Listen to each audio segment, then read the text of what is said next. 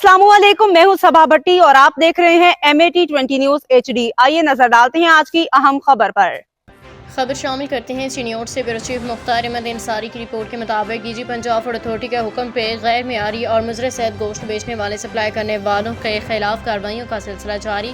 बीमार जानवर को ज़िबा करते हुए खुफिया तौर पर वाक़े गैर कानूनी मज़बा खाना को पंजाब फूड अथॉरिटी चिन्योट की फूड सेफ्टी टीम ने पकड़ लिया।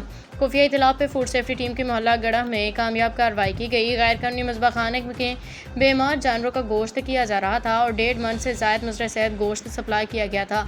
Deputy director operations doctor Mohammad Qasim 1.5 मन से ज़ायद मुज़र सेहत गोश्त पुलिस की मौजूदगी में ज़ाया करवा दिया गया। मुलजमान के खिलाफ पंजाब फूड अथॉरिटी एक्ट के तहत मुकदमा दर्ज करवा दिया गया। मजीद शहर भर में दूध बरदार गाड़ियों समेत 119 फूड बिजनेसेस को चेक किया गया। मुताबिक मजीद बेहतरी के लिए इस्लाहाती नोटिस जारी, जबकि 3 दूध बरदार गाड़ियों और 9 फूड बिजनेसेस को कवानीन की खिलाफ वर्जी पे 63,000 रुपये के मजमूई तौर पर जुर्माने आयद किए गए।